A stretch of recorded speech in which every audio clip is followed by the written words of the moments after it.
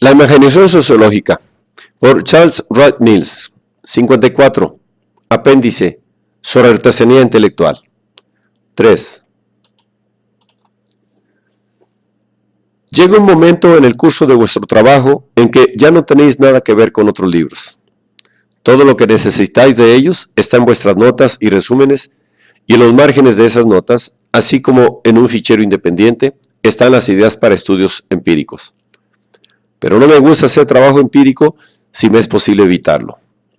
Si no se dispone de personal, son muchas las molestias, y si uno emplea personal, las molestias son con frecuencia mayores aún. En la situación intelectual de las ciencias sociales en la actualidad, hay tanto que hacer a modo de estructuración. Permítaseme esta palabra para designar el tipo de trabajo que me refiero. Inicial, que buena parte de la investigación empírica está condenada a ser ligera y poco interesante.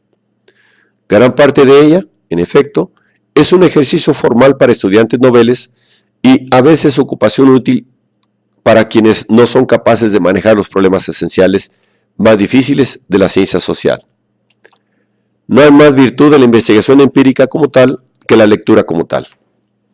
La finalidad de la investigación empírica es resolver desacuerdos y dudas acerca de hechos, haciendo así más fructíferos los razonamientos basando todos sus lados más sólidamente. Los hechos disciplinan la razón, pero la razón es la avanzada de todo campo de saber. Aunque no podáis conseguir nunca el dinero para hacer muchos de los estudios empíricos que proyectáis, es necesario que sigáis proyectándolos. Porque una vez que hayáis proyectado un estudio empírico, aun cuando no podéis llevarlo a término, os obliga a una nueva búsqueda de datos, que en ocasiones resultan tener inesperada importancia para vuestros problemas. Así como no tiene sentido proyectar un estudio de campo, si puede encontrarse la solución en una biblioteca, no tiene sentido creer que habéis agotado los libros antes de haberlos traducido en estudios empíricos apropiados, lo cual quiere decir simplemente en cuestiones de hecho. Los proyectos empíricos necesarios para mi género de trabajo han de prometer, primero, tener importancia para el primer esbozo de que he hablado más arriba. Tienen que confirmarlo en su forma original y tienen que motivar su modificación. O, para decirlo en términos más pretenciosos, deben ofrecer incitaciones para construcciones teóricas. En segundo lugar, los proyectos deben ser eficaces y claros y, si es posible, ingeniosos. Quiero decir con esto que deben prometer rendir gran cantidad de materiales en proporción con el tiempo y el esfuerzo que suponen. Pero, ¿cómo ha de hacerse esto? La manera más económica de plantear un problema es hacerlo de modo que permita resolver la mayor parte posible de él por el razonamiento solo. Por el razonamiento tratamos de, inciso A, aislar cada cuestión de hecho que aún queda y, inciso B, resolver esas cuestiones de hecho de tal manera que las soluciones prometan ayudarnos a resolver nuevos problemas con nuevos razonamientos. Para comprender los problemas de este modo, tenéis que prestar atención a 4 etapas, pero en general es preferible recorrer las 4 muchas veces que atascarse en cualquiera de ellas demasiado tiempo. Las etapas son, inciso 1, los elementos y definiciones que vuestro conocimiento general del tema, cuestión o campo de interés, pensáis que vais a tener que tomar en cuenta. Inciso 2, las relaciones lógicas entre esas definiciones y elementos. La construcción de esos pequeños modelos preliminares, dicho sea de paso, ofrece la mejor oportunidad para el despliegue de la imaginación sociológica. 3. La eliminación de opiniones falsas debido a omisiones de elementos necesarios, a definiciones impropias o confusas de los términos o a conceder indebida importancia a alguna parte del asunto y a sus prolongadas lógicas. 4. Formulación y reformulación de las cuestiones de hecho que queden. El tercer paso, por cierto, es parte muy necesaria, pero con frecuencia descuidada, de toda formulación adecuada de un problema. El conocimiento popular del problema, el problema como dificultad y como inquietud, debe ser cuidadosamente tomado en cuenta porque eso es parte del problema. Las formulaciones sabias, naturalmente, deben ser cuidadosamente examinadas y empleadas en la reformulación que se está haciendo o deben excluirse. Antes de decidir acerca de los estudios empíricos necesarios para la tarea que tengo ante mí, empiezo a esbozar un proyecto más amplio dentro del cual comienzan a surgir varios estudios en pequeña escala. Otra vez recurro a los archivos. Aún no estoy en situación de estudiar los altos círculos en conjunto de un modo sistemático y empírico. Así, lo que hago es formular algunas definiciones y procedimientos que forman una especie de proyecto ideal de dicho estudio. Después puedo intentar, primero, recoger materiales existentes que se aproximen a ese proyecto. Segundo, pensar en los modos convenientes de recoger materiales, dados los índices existentes, que los satisfagan en puntos fundamentales. Y tercero, al avanzar, especificar más las investigaciones empíricas en gran escala que al fin serán necesarias. Los altos círculos deben, desde luego, ser definidos sistemáticamente, en relación con variables específicas. Formalmente, y esto es más o menos al modo de Pareto, hay las personas que tienen casi todo lo que puede tenerse de cualquier valor o tabla de valores dada. Tengo pues que decidir dos cosas. ¿Qué variables tomaré como criterios y qué quiero decir con casi todo? Después de decidir acerca de las variables, debo formular los mejores índices que pueda, a ser posible índices cuantificables, a fin de distribuir la población de acuerdo con ellos. Solo entonces puedo empezar a decidir lo que entiendo por casi todo. Pues quedaría en parte para determinarlo por inspección empírica de las diferentes distribuciones y sus traslapos a imbricaciones. Mis variables clave serían, a lo primero, suficientemente generales para permitirme alguna latitud en la elección de índices, pero suficientemente específicas para invitar a la búsqueda de índices empíricos. Al avanzar en mi trabajo, tendré que moverme entre concepciones e índices, guiado por el deseo de no perder significaciones propuestas y ser, sin embargo, totalmente específico acerca de ellas. He aquí las 4 variables weberianas con que empezaré. 1. Clase. Con referencia a la fuente y cuantía del ingreso. Necesitaré, pues, distribuciones de la propiedad y distribuciones del ingreso. En material ideal, muy escaso y desgraciadamente sin fechas, es aquí una tabulación transversal de la fuente y la cuantía del ingreso anual. Así, sabemos que el X% de la población recibió en 1936 Y millones o más y que Z% de todo ese dinero procedía de la propiedad, el W% de ganancias de empresas de negocios, el Q% de sueldos y salarios. De modo, de acuerdo con esta dimensión de la clase, puedo definir los altos círculos, los que tienen lo más, y como los que reciben cuantías dadas de ingresos durante un tiempo dado, o como los que forman el 2% más elevado de la pirámide del ingreso. Examinar los informes de Hacienda y las listas de grandes contribuyentes. Ver si pueden ponerse al día las tablas del TNS sobre fuente y cuantía del ingreso. 2. Posición. Con referencia a la suma de deferencias recibidas. Para esto no hay índices simples ni cuantificables. Los índices existentes requieren para su aplicación entrevistas personales. Se limitan hasta ahora a estudios de comunidades locales y en su mayor parte no son de ningún modo buenos. Hay además el programa de que, a diferencia de la clase, la posición implica relaciones sociales, por lo menos uno que reciba y otro que otorgue la deferencia. Es fácil confundir la publicidad con la deferencia, o más bien no sabemos aún si el volumen de publicidad debe usarse o no como un indicio de la posición social, aunque es sumamente fácil disponer de ella. Por ejemplo, en 1 o 2 días sucesivos de mediados de marzo de 1952, fueron mencionadas por su nombre las siguientes categorías de personas en el New York Times o en páginas selectas.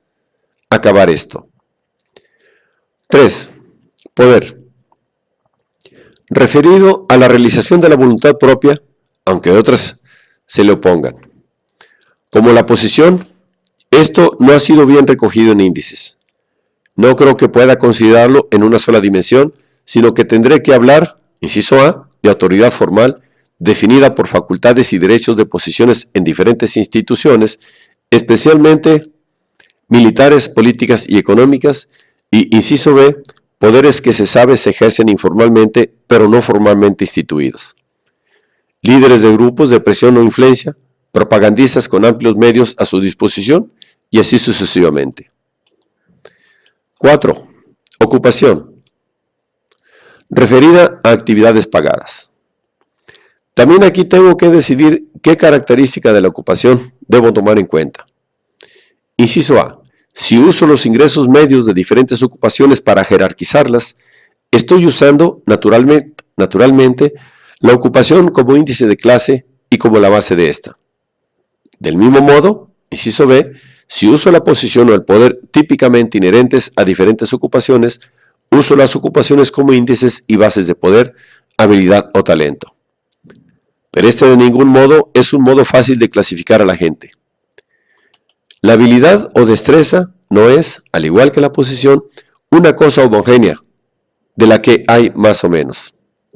Los intentos de tratarla como tal se han hecho por lo común en relación con el tiempo necesario para adquirir diversas habilidades. Y quizá habrá que hacerlo así, aunque espero encontrar algo mejor.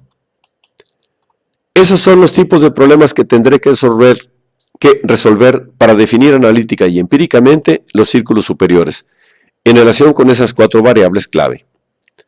Para los fines de mi proyecto, supongo que los he resuelto a mi satisfacción y que he distribuido la población de acuerdo con cada una de ellas. Tendré entonces 4 grupos de personas. Las que están en la cumbre en clase, posición, poder y destreza. Supóngase además que he seleccionado el 2% más alto de cada distribución como el círculo más alto. Después me formulo esta pregunta empíricamente contestable. ¿Qué grado de traslapo hay, si es que hay alguno, entre estas distribuciones? Un margen de posibilidades puede localizarse en este sencillo cuadro, 2% de la cumbre, 98% inferior. Este cuadro, página 199, si tuviera yo materiales para llenarlo, contendría datos fundamentales y muchos problemas importantes para un estudio de los hartos círculos. Suministraría claves para muchas cuestiones definitorias y esenciales.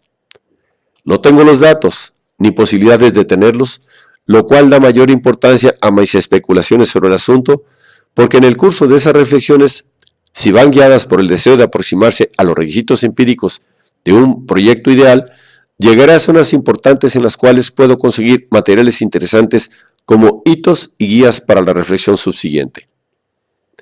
Hay 2 puntos adicionales que debo añadir a este modelo general para hacerlo formalmente completo. Las concesiones plenas de los estratos superiores que exigen atención a la duración y a la movilidad. La tarea consiste aquí en determinar posiciones, del 1 al 16, entre las cuales haya un movimiento típico de individuos y grupos, dentro de la generación actual y entre las 2 o 3 generaciones últimas. Esto introduce la dimensión temporal de la biografía, o de la carrera, y de la historia en el proyecto. No son estas meras cuestiones empíricas nuevas, son también definitoriamente importantes. ¿Por qué? Inciso A. Queremos dejar resuelto si al clasificar las gentes en relación con cualquiera de nuestras variables clave, definiremos o no nuestras categorías en relación con el tiempo durante el cual ellas o sus familias han ocupado la posición de que se trate. Por ejemplo, puedo querer decir que el 2% más alto en cuanto a posición, o por lo menos de un tipo importante de jerarquía por la posición, está formado por los que lo ocupan por lo menos durante 2 generaciones. Además, inciso B, quiero dejar resuelto si constituiré o no un estrato no solo en relación con una intersección de diferentes variables, sino también de acuerdo con la olvidada definición que dio Weber de clase social como formada por las posiciones entre las cuales hay una movilidad típica y fácil. Así, las ocupaciones burocráticas inferiores y los trabajos de los asalariados medios y altos de ciertas industrias parecen formar, en ese sentido, un estrato. En el curso de la lectura y el análisis de las teorías de otros, y mientras proyectáis una investigación ideal y escudriñáis los ficheros, empezaréis a redactar una lista de estudios específicos. Algunos de ellos son demasiado grandes para dominarlos y con el tiempo tienen que ser penosamente abandonados. Otros terminarán sirviendo como materiales para un párrafo, una sección, una frase o un libro. Una frase o un capítulo. Otros se convertirán en temas expansivos que se entretejen en todo el contenido de un libro. He aquí, una vez más, algunas notas para varios proyectos de estos. 1. Empleo del tiempo en un día típico de trabajo de 10 altos ejecutivos de grandes empresas y lo mismo de 10 individuos del gobierno federal. Esas observaciones se combinarán con entrevistas detalladas sobre las vidas de dichos individuos. El objeto aquí es describir las ocupaciones y las decisiones importantes, en parte al menos de acuerdo con el tiempo que se les dedica, y conocer los factores que intervienen en las decisiones adoptadas. El procedimiento variará, naturalmente, con el grado de cooperación conseguida, pero idealmente comprenderá, primero, una entrevista en que la vida pasada y la situación actual del individuo se expresen claramente. Segundo, observaciones del día, sentándose en un rincón de la oficina del individuo y siguiéndole en cuanto hace. Tercero, una entrevista un poco extensa, aquella noche o al día siguiente, sobre las ocupaciones de todo el día y que son de los procesos objetivos implicados en la conducta externa que hemos observado. 2. Un análisis de los fines de semana de la clase alta en que se observen detalladamente las ocupaciones habituales y las sigan entrevistas de sondeo con el individuo y otros miembros de la familia. El lunes siguiente. Por estas dos tareas tengo relaciones bastante buenas y naturalmente las buenas relaciones, si se manejan adecuadamente, llevan a otras mejores. Añadido en 1957. Esto resultó ser una ilusión. 3. Estudio de la cuenta de gastos y otros privilegios que con los sueldos y otros ingresos forman el nivel y el estilo de vida de los estratos superiores. La idea es aquí conseguir algo concreto sobre la burocratización del consumo, la transferencia de los gastos privados a las cuentas de los negocios. 4. Poner a la fecha el tipo de información contenida en libros como America's 60 Families de Landver, cuyos datos sobre pago de impuestos son de 1923. 5. Recoger y sistematizar de los informes de Hacienda y de otras fuentes gubernativas la distribución de diversos tipos de propiedad privada por las cantidades poseídas. 6. Estudio de la carrera de los presidentes, de todos los miembros del gabinete y de todos los de la Suprema Corte. Esto lo he hecho ya en tarjetas IBM del periodo constitucional del segundo mandato de Truman, pero deseo ampliar los renglones empleados y analizarlos de nuevo. Hay otros, unos 35, proyectos de este tipo, por ejemplo, una comparación de las cantidades de dinero gastadas en las elecciones presidenciales de 1897 y 1952, una comparación detallada de Morgan en 1910 y de Kaiser en 1950, y algo concreto sobre las carreras de almirantes y generales. Pero al avanzar en el trabajo, uno tiene, naturalmente, que acomodar sus propósitos a lo que es posible. Después de redactados estos proyectos, empecé a leer obras históricas sobre los grupos superiores, tomando notas sin orden y sin organizarlas en fichero, e interpretando lo que leía. En realidad, no tenéis que estudiar un asunto sobre el cual estáis trabajando, porque, como he dicho, una vez que os hayáis metido en él, está en todas partes. Sois susceptibles a sus temas, los veis y los oís por donde quiera en vuestra experiencia, especialmente, me parece siempre a mí, en campos que aparentemente no tienen ninguna relación con él. Hasta los medios de masas, muy en particular, las malas películas, las novelas baratas, los grabados de las revistas y la radio nocturna adquieren para vosotros nueva importancia.